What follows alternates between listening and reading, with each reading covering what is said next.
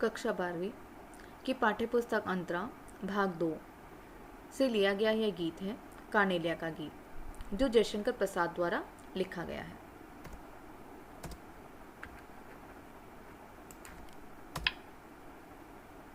इस गीत की कुछ प्रमुख बिंदु जान लेते हैं।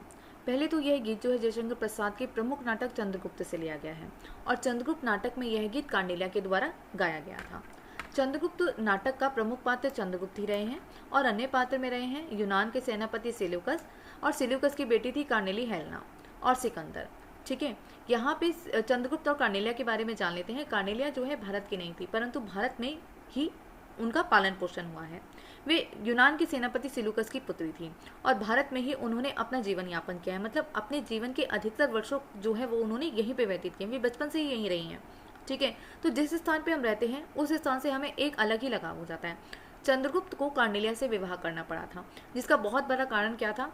हमारा देश, हमारा राष्ट्र। ठीक है, चंद्रगुप्त जो है हमारे राष्ट्र को बचाना चाहते थे, अपने देश को बचाना चाहते थे। अपने राष्ट्र को बचाने के लिए उन्हें क्या सही लगा कि अगर वे यूनान के सेनापति सेल्यूकस की पुत्री से विवाह कर लेते हैं तो क्या होगा कि राष्ट्र भी बचा रहेगा और एक मैत्री संबंध भी जो है बन जाएंगे। जब रिश्तेदारी हो जाती है तो आप एक दूसरे के दुश्मन कम बन जाते हो और एक दूसरे के साथ निभाने का प्रयास करते हो।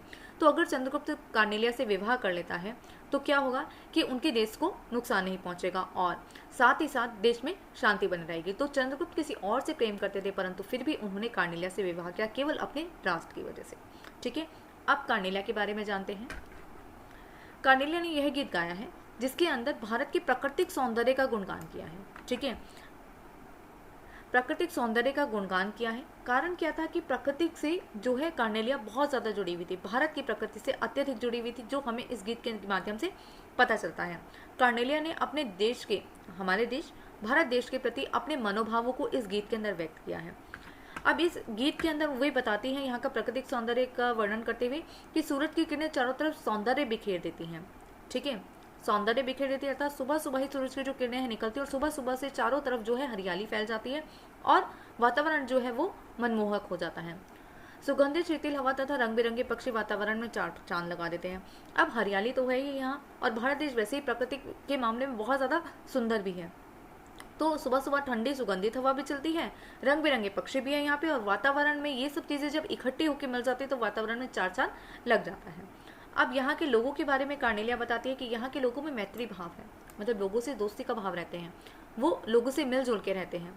करुणा का भाव है, लोगों में दया है। ठीक है, और यही दया के विषय में वे ये भी बताती है कि लोगों में दया तो है ही, साथ ही वे लोगों की मदद करने के लिए उतारू रहते हैं। उनको दूसरों की परेशानियों को देख के, दूसरों के कष्टों को देखकर उनकी भी आंखें भर आती हैं। ऐसा कार्नेलिया ने यहाँ के लोगों के बारे में और यहाँ की प्रकृति के बारे में बताया। ठीक है, तो आगे अब हम इनकी व्याख्या करते हैं। अरुण, यह मधुमय देश हमारा। अरुण का अर्थ होता है लालिमा, लालिमा युक्त अर्थात लाल रंग। लाल रंग माना जाता है प्रसन्नता का प्रतीक। ठीक है, तो यहाँ पे कहा गया है कि ये जो भारत देश है ये लाल है अर्थात प्रसन्नता से भरा हुआ है। मधुमय है अर्थात बहुत मीठा है, मिठास से भरा हुआ है हमारा देश। ठीक है, तो यहाँ पे कार्नेलिया ने कहा है लालिमा युक्त ये देश है जो बिल्कुल मिठास से भरा हुआ है, बिल्कुल प्रसन्नता से भरा हुआ है। मतलब बहुत ज़्यादा खुशहाल देश है भारत देश, जहाँ पहुँच अनजान क्षितिज को एक सहारा मिलता एक सहारा। अब यहाँ पे भारत देश में अगर कोई अनजान क्षितिज आता है, यहाँ पे अनजान क्षितिज को हम समझते हैं, अनजान तो हो गया एक अनजाना व्यक्ति। ठीक है, अनजाना व्यक्ति हो, पक्षी हो, कोई भी हो सकता है, और एक होता है क्षितिज जो भारत देश का नहीं है। अनजान व्यक्ति और पक्षी से मेरा मतलब है जो भारत देश का नहीं है, जो बाहर से आया। क्षितिज का अर्थ वैसे तो हम मानते हैं कि क्षितिज को क्या कहते हैं कि जहाँ पे सूरज डूब रहा हो और धरती मिल रही हो ना, तो वो इस जहाँ पे हमें उस स्थान से बहुत दूर हमें दिखता है, सूरज बहुत दूर है, वो सूरज और धरती मिलती हुई जो दिखते हैं वो स्थान बहुत दूर है, तो यहाँ पे हम क्षितिज शब्द कर देते हैं दूरी से। तो यहाँ से बहुत दूर से आने वाला जो अनजान व्यक्ति होता है उसको भी यहाँ पे सहारा मिलता है। केवल व्यक्ति को नहीं, दूर दराज से आए हुए पक्षियों को भी यहाँ पे सहारा मिलता है। ठीक है, मतलब हमारा जो देश है, हमारा जो भारत है, वो सबको अपना लेता है, वो किसी को नहीं छोड़ता। कोई भी बेसहारा हो, कोई भी प्रताड़ित व्यक्ति हो, जो अन्य देशों से प्रताड़ दिया गया हो, निकाल दिया गया हो, उन सबको जो है भारत देश सहारा दे देता है। ठीक है, फिर आते हैं सरस ताम्रस गर्भ विभा पर नाच रही तरुशिखा मनोहर। सरस, सरस रस्ता से भरा हुआ, ताम्रस कमल का फूल, विभा चमक, नाच रही तरुशिखा, तरुशिखा होती है पेड़ की चोटी, ठीक है, वृक्ष की चोटी। मनोहर का अर्थ होता है मन को भा जाने वाला, मन को बहुत ज़्यादा अच्छा लगने वाला। अब यहाँ पे मैंने आपको शाब्दिक अर्थ तो बता दिया, आप इसका मैं भावार्थ आपको बता देती हूँ कि सरस तामरस गर्भ विवाह पर नाच रही तरुशिखा मनोहर। अब यहाँ पे हम देखते हैं कि एक वृक्ष है, तरुशिखा की बात की, एक वृक्ष है, उसकी चोटी है। अब सूरज की किरणें हैं जो निकल गई हैं, ठीक है, सूरज की किरणों से छनकर जो है, सूरज की किरणें जो है पेड़ पर पड़ रही हैं, और पेड़ों से जो पत्ते होते हैं उसे छनकर जो है छाया, जो पेड़ के पास जो तालाब होगा उसके अंदर कमल के फूल हैं उसके ऊपर जा रही है।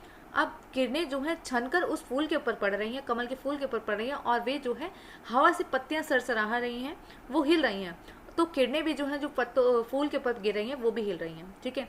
तो ऐसा प्रतीत होता है कि जैसे उस फूल के वो जो फूल है वे नाच रहे हैं, फूल अपने ही स्थान पे, परंतु वृक्ष और किरणें जो हिलती सी प्रतीत हो रही हैं और जो हमें दिख रही है कमल के फूल के ऊपर, तो ऐसा लगता है कि जैसे कि जो फूल हैं वे नाच रहे हैं। छिटका जीवन हरियाली पर मंगल कुमकुम सारा। अब छिटका, छिटका का अर्थ होता है छिड़काव कर देना, एक तरीके से छिड़क दिया जीवन में, मतलब भारत देश के सभी के जीवन, सभी व्यक्तियों के जीवन में हरियाली सी छा जाती है सुबह सुबह ही, ठीक है। मंगल कुमकुम सारा, सुबह की पहली किरणों के साथ ही सारे व्यक्तियों के जीवन में जो है हरियाली छा जाती है। और मंगल कुमकुम सारा अर्थात सारे में जो है बहुत शुभ कुमकुम लाल रंग हर और बिखर जाता है, अर्थात सुबह की पहली किरण के साथ ही सारा वातावरण हरियाली के साथ साथ प्रसन्नता से भी भर जाता है। लघु सुरधनु, लघु का अर्थ होता है बहुत छोटा, सुरधनु का अर्थ होता है इंद्रधनुष से पंख पसारे। अब यहाँ पे पक्षियों की बात हो रही है कि भारत देश में बहुत सारे रंग बिरंगे पक्षी हैं जो इंद्रधनुष के जैसे रंग होते हैं, वैसे ही पक्षियों के भी रंग बताए गए हैं। शीतल मलय समीर सहारे, शीतल ठंडा, मलय का अर्थ होता है सुगंधित, समीर का अर्थ होता है हवा, ठीक है। तो यहाँ पे छोटे छोटे पक्षी हैं जो इंद्रधनुष के समान हैं। अब इंद्रधनुष आसमान में इतना बड़ा दिखाई देता है, परंतु आसमान के अंदर अब हमें क्या दिख रहे हैं, बहुत छोटे छोटे से पक्षी दिख रहे हैं उड़ते हुए, जो कैसे प्रतीत हो रहे हैं, बिल्कुल इंद्रधनुष के समान। ऐसा लग रहा है कि आकाश में छोटे छोटे से इंद्रधनुष जो हैं वे उड़ रहे हैं। और किसके सहारे उड़ रहे हैं, एक शीतल हवा चल रही है जिसके अंदर सुगंध है, मतलब हवा के अंदर सुगंध है, और वो हवा जो है उस हवा के सहारे जो है सारे के सारे पक्षी जो है उड़ रहे हैं, जो छोटे छोटे हैं और इंद्रधनुष के समान लग रहे हैं। ऐसा लगता है आकाश में देखिए कि जैसे छोटे छोटे से इंद्रधनुष आकाश में उड़ रहे हैं। उड़ते खग जिस और मुंह किए, समझ नीर निज प्यारा, ठीक है। उड़ते खग, उड़ते, उड़ते का अर्थ हो गया उड़ रहे हैं, खग का अर्थ होता है पक्षी, ठीक है, जिस और। अब ये जो पक्षी हैं जिस और मुंह किए वे उड़ रहे हैं, समझ नीड़ निज प्यारा, नीड़ का अर्थ होता है घोंसला, निज का अर्थ होता है अपना, निजी, प्यारा। तो अब यहाँ पे पक्षी क्या कहा गया है कार्नेलिया के द्वारा कि जिस और पक्षी मुख किए हुए उड़ रहे हैं वो किसकी तरफ मुंह किए हुए उड़ रहे हैं, भारत देश की तरफ, जहाँ पे उनका घोंसला है, ठीक है, जहाँ पे उनका प्यारा घोंसला है, जहाँ पे वे जो जिस और मुँह करके दौड़ जा रहे हैं वो क्या है, हमारा भारत देश है, जिसकी तरफ वे जो है मुख करते हुए दौड़ रहे हैं। बरसाती आंखों के बादल बनते जहां भरे करुणाचल, ठीक है। अब बरसाती आंखें, बरसाती आंखों का अर्थ क्या है, दुख, पीड़ा, प्रताड़ना। अब कोई भी व्यक्ति है वो रो रहा है, दुख में है, ठीक है, तो यहाँ पे बरसाती आंखों के बादल, आंखों से जो है आंसू टपक रहे हैं, बनते जहां भरे करुणाचल। अब हमारे देश की बात की हुई कि अगर हम, हमारे देश के जो भारतवासी हैं वे किसी अन्य व्यक्ति, किसी अन्य देश के व्यक्ति का दुख देखते हैं, उसको दुख में देखते हैं, तो यहाँ क्या होता है, लोगों की आंखें भर आती हैं, ठीक है। हमसे अपनों का ही दुख बर्दाश्त नहीं होता और परायों के दुख से लोगों को कोई फर्क नहीं पड़ता, परंतु इस देश के लोग ऐसे हैं जो परायों के दुख से भी दुखी हो जाते हैं, उनकी आंखें भर आती हैं, उनके अंदर इतना ज़्यादा करुणा भाव है, इतना ज़्यादा उनके अंदर दया भाव है कि अन्य देश के लोगों के ऊपर भी उनको दया आ जाती है, और यहाँ अपनाने से वो किसी को भी पीछे नहीं हटते, वो उन लोगों को अपना लेते हैं। अब लहरें टकराती अनंत की पाकर जहाँ किनारा, लहरें, यहाँ पे लहरें क्या हैं, जब लहरें बह रही हैं अपनी वेग के अंदर, अपनी तेजी से, वो जो है लहर जो है नदी की हो, समुद्र की हो, कोई भी लहर हो, वो बह रही है अपनी तेज में, और कहीं उसको एक रुकावट आ जाती है, उसकी वो रुकावट क्या है, कोई पत्थर आ जाता है बीच में, ठीक है, तो उसकी जो वेग है, उसकी जो गति है, उसमें एक रुकावट आ जाती है।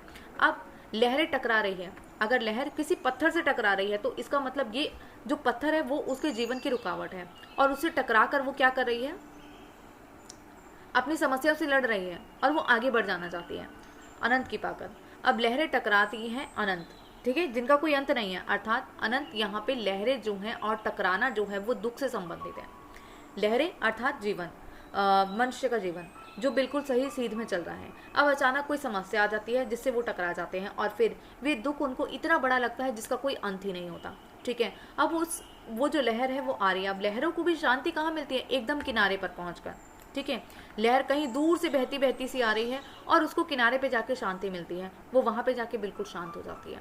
ऐसे ही व्यक्ति के जीवन के दुख हैं जो बहुत सारी समस्या को पार करते करते जाते हैं, सहारा ढूंढने की तलाश करते हैं कि उनको कहीं से कोई सहारा मिल जाए, परंतु लोगों को सहारा नहीं मिलता। सहारा उनको अंत में आके कहाँ मिलता है? केवल भारत में मिलता है। यहाँ पे जो किनारा है वो सहारे का प्रतीक यहाँ पे दिखाया गया कि भारत देश में आकर ही लोगों को जो है सहारा मिलता है। लोग अपनी परेशानियों को जो है दूर कर पाते हैं केवल भारत देश में आकर। उनको सहारा ही केवल भारत देश में मिलता है। वे चाहे कहीं कहीं भी चले जाएं, लोगों को यहाँ पे बिना कुछ सोचे समझे अपना लिया जाता है। ठीक है, तो यहाँ तक तो हो गया प्राकृतिक चित्रण। अब यहाँ पे ये जो आखिरी की दो पंक्तियाँ ये बहुत ज़्यादा ही इम्पॉर्टेंट है और कुछ अलग हैं। अब यहाँ पे है हेमकुंभ में ले उषा सवेरे। हेमकुंभ, हेमकुंभ अर्थात सोने का, ठीक है, कुंभ का अर्थ होता है कलश। उषा सवेरे, अब यहाँ पे उषा है, उषा रूपी नायिका। अब यहाँ पे बताया गया है कि उषा रूपी एक नायिका होती है जो सुबह सुबह सूरज की पहली किरण के साथ उठती है और क्या करती है? सोने का कलश उठाती है और उसके अंदर पानी भर लेती है। ठीक है, भरती ढोकलाती सुख मेरे। अब वो क्या करती है कि उस कलश को भर लेती है पानी से, अर्थात प्रसन्नता के पानी से उसको भरती है और लाकर भारत देश के अंदर ढुलका देती है। भारत देश में हर तरफ वो गिरा देती है। क्या? खुशियों को, प्रसन्नता को। मतलब सुबह की पहली किरण के साथ ही उषा रूपी नायिका आती है, कलश में पानी भरती है, सोने के कलश में। मतलब शुभ, सोना जो है पवित्र माना जाता है, पवित्र धातु माना जाता है, शुभ माना जाता है। तो उस पवित्र धातु से बने उस कलश के अंदर पानी भरती है और लाके पूरे के पूरे भारत में गिरा देती है। और जैसे ही वो पानी गिर जाता है वैसे ही सारा जो वातावरण है वो सुखमय हो जाता है, हर तरफ जो है खुशहाली छा जाती है। अब यहाँ पे आखिरी की पंक्ति है जो तारों से संबंधित है। ठीक है, अब मदिर ऊँघते रहते जब जगकर रजनी भर तारा। मदिर, मदिर का अर्थ होता है मस्ती में, बिल्कुल रात को जो है तारे टिमटिमा रहे हैं, बिल्कुल मस्ती में, बहुत मस्त हैं। जैसे हम रात को देखते हैं ना कि तारे हैं वो टिमटिम कर रहे हैं, कभी जलते हमें दिखते हैं, कभी बुझते दिखते हैं, तो उनकी वो टिमटिमा दिखते हैं, अर्थात हम उसको मान रहे हैं कि वो मस्ती में हैं। ऊँघते रहते जब, अब रात भर वो जो है मस्ती कर रहे थे, वो एंजॉय कर रहे थे। अब सुबह हो गई है तो वो थक चुके हैं, वो ऊँघ रहे हैं, अब उन्हें उबासी आ रही है। जगकर रजनी भर तारा, अब वे रात भर जाग कर जो है इतना ज़्यादा थक चुके हैं। ठीक है, रजनी का अर्थ होता है रात्रि। रात भर जागकर हमारे जो तारे हैं वो इतना ज़्यादा थक चुके हैं कि अब वो ऊँघ रहे हैं, अर्थात सूरज की पहली किरण जैसे ही पड़ती है, निकलने लगती है, वैसे ही जो है दूसरी तरफ से जो अंधेरा होता है वो एकदम से खत्म हो जाता है और तारे जो हैं छुप जाते हैं। तो उसी चीज़ को यहाँ पे कहा गया कि तारे जो है अब ऊँघ रहे हैं, रात भर मस्ती करने के बाद अब जो है वे सोने जा रहे हैं। ठीक है, और वे जो है छुप जाते हैं और जो है वातावरण में क्या हो जाता है कि एकदम हरियाली छा जाती है और तारे जो हैं वो चले जाते हैं। सिर्फ यहाँ पे इतना ही याद रखना है कि हमें कि तारे जो है रात भर जाग रहे थे, मस्ती कर रहे थे, और अब जैसे सूरज की किरणें निकलने वाली हुई तो तारों को जो है सोना था और वे वहाँ चले जाते हैं क्योंकि रात भर वे जाग रहे थे।